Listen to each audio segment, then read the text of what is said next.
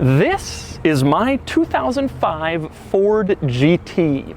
I've had this car for about 3 months now, and well, it's been a rocky few months. Just a few weeks after I got this car, the check engine light went on. And then just a few weeks ago, the car broke down. It wouldn't start far from my house, and I had to get a flatbed and have it towed. Now, I posted pictures of that on social media, and so a lot of people have been asking me, what's going on with this thing? What happened? Is it fixed? So today I figured I would do a little Ford GT update and let you know what's been happening with my car. And I'm gonna give you an update on my feelings about Ford GT ownership and let you know if my thoughts on this car have changed a little bit given my first few turbulent months owning my Ford GT. Okay, so first I want to explain that the problems that Jeremy Clarkson had with his Ford GT are not related to the Ford GT. Jeremy Clarkson had to install an immobilizer on his car. His insurance company made him, so he installed an aftermarket immobilizer, and that didn't work well with the electrical system, and that's why his car broke down so often. Now, I mention this because the sheer number of people when my car was up on the flatbed who told me, oh, it's probably the immobilizer, oh, check the immobilizer, oh, it's probably the same issue Jeremy Clarkson had. It isn't. This car does not have an immobilizer, and I will not have the same problem that Jeremy Clarkson did. And in fact, his problem wasn't even really related to the car itself, but rather his aftermarket immobilizer. I wanted to clear that up because the number of people who even just walked up to me on the street and were like, oh, you know, I saw your car broke down on Instagram, it's probably the immobilizer. And I was like, no! So now you know.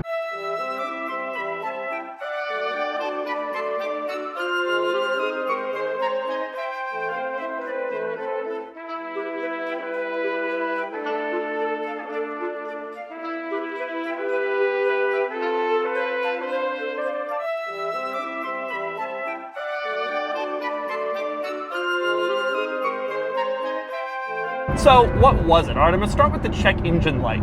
So the check engine light went on a few weeks after I got the car, and I took it to this independent shop, HG Auto House up in North County in San Diego. And they did a bunch of work to the car, but they said, you know, we can read the check engine light, but it's best if you actually take it into a Ford dealer. They have the proper equipment and they can figure out exactly what the issue is. So I was a little nervous about that because taking it to a Ford dealer means, you know, you pull up and the same service drive is like an 09 Focus, and you worry, are they going to be careful? You know, are these techs, do they know what they're doing? So a few people recommended to me North County Ford, which is in Vista, California. It's very North County here in the San Diego area. Because the owner of that dealership has some Ford GTs, they're really into motorsports and that sort of thing, and I was told that would be the place to go. So I went up there, and indeed they were excellent. They immediately diagnosed the problem with the EGR valve. There was a bad EGR flow sensor, and they also said the car needed a little rear brake work. And so they said, you know, I asked, can I drive the car while we're waiting on the parts? They said, yeah, no problem. So I went back and picked it up, and they said the parts would be 3 to 5 business days. 6 weeks later, the parts still hadn't arrived. So I'm driving around with the check engine light on, you know, the car needs some rear brake work, and the parts aren't there. So eventually, and I'd been in contact with North County Ford, they were very nice about it, it wasn't their fault, they ordered them, they hadn't come yet. Now at this point I should explain, apparently the parts for this car, when you go to a Ford dealer, they don't come through the regular Ford parts channel. There's something called the Ford Gt Hotline that the dealers have to deal with. And they call up or they go online and order, and they're given, you know, 3 to 5 business days, the parts will be here, and then the parts come in and they can do whatever work on the GT. So when I found out about that, I was kind of encouraged. Okay, there's a process in place for this car, but then 6 weeks later, the parts still hadn't arrived. And the funny thing about the parts not arriving, by the way, is it wasn't all the parts. In fact, it was just 2 screws for the brakes that hadn't come in yet. The dealer told me, we got everything else, we're waiting on these 2 screws, they haven't sent them to us. 6 weeks for those screws. So finally, on like a Friday, the dealer called and said, hey, the parts are in, come on in on Monday. And then on Saturday, the car broke down. So let's talk about the breakdown. So I was driving the car around like normal on a Saturday with my wife. We had taken the day, we were going up to some beach towns in Orange County. I was in San Clemente, specifically, for those of you who know the area. And so we were driving around and we parked the car on, you know, like parallel parked it next to a curb. on a hill. And we got out, started walking away, and I realized we're on a hill, I should probably get in and angle the wheels toward the curb so, if the parking brake fails, it won't roll away. So got in, started it to angle the wheels, and wouldn't start, and that was it. And that was all we had. Now, some interesting things happened next. Okay, when a Ford GT breaks down, it's kind of an interesting experience for everyone. So the first thing that happens is, in order to access the battery in this car, you have to open the front compartment, which is the trunk, and then you pull out the trunk liner. There are 4 little plastic screws. You just kind of turn them with your hands, pull them out, and then you pull out the trunk liner, and there's the battery. And I honestly thought there was going to be some connection that just came undone. The car was driving normally, totally fine, totally acceptable, and then it just wouldn't start. And I figured, well, it's a connection. And I thought, honestly, I'd be able to pull it off, see where it is, plug it back in, and we'd be good to go. But I did that. Connections all look good. So now we have a problem. Unbelievably, the guy who lived in the house next door had jumper cables, was at home, and was ready to jump my car. And that produced this hilarious sight of a Corvette jumping a Ford GT on the side of the road. But unfortunately, that also didn't work. The car wouldn't take a jump. It seemed like the battery wasn't the issue. And in fact, I had actually replaced the battery in this car just a few weeks earlier, so my thinking was it probably was the battery anyway. But obviously, that's the first thing you do when you're not getting power. I was getting in the car, turning it, nothing was happening. That's the first thing you think is battery. Even the key fob wouldn't work. And so I figured, okay, there's a battery issue. The good news was I broke down in possibly the most beautiful spot on earth to break down. And so we're sitting here, we can't get the car started. Our Saturday together, my wife and I, it's kind of ruined, but we're looking at the beautiful, serene ocean. So it felt it could have been worse. Could have been the side of the highway, somewhere dangerous. Now, unbelievably, the guy who's trying to jump my car, Bob, he goes, there's a guy who lives down the street who has one of these. So he calls that guy, and that guy comes over with a voltmeter to test the battery. Meanwhile, Bob goes inside, he gets socket wrenches and tools. So we got a Corvette, jumper cables, tools, a Ford GT owner, and a voltmeter. And I'm like, well, this is great, we're gonna get this solved. But the voltmeter tested, and the battery was fine. And so it became clear to me at that point the car would probably have to be towed.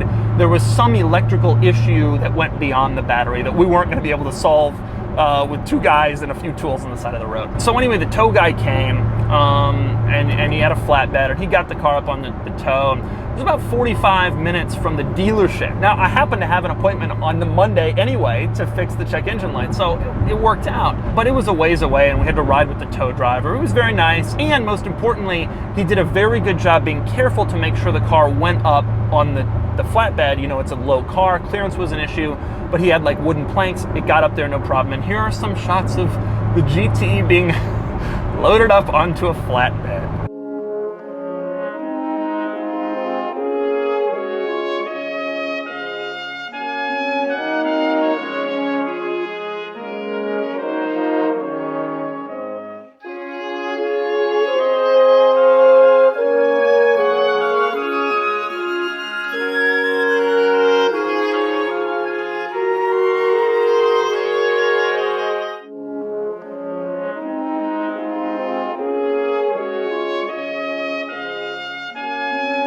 So anyway, the car made it to the dealership, and at first, the dealer had trouble diagnosing it. The dealer, they have a good tech who's really good at these cars and at cars of this era, whatever, but they don't see a lot of these. And so they were telling me it might be the engine computer.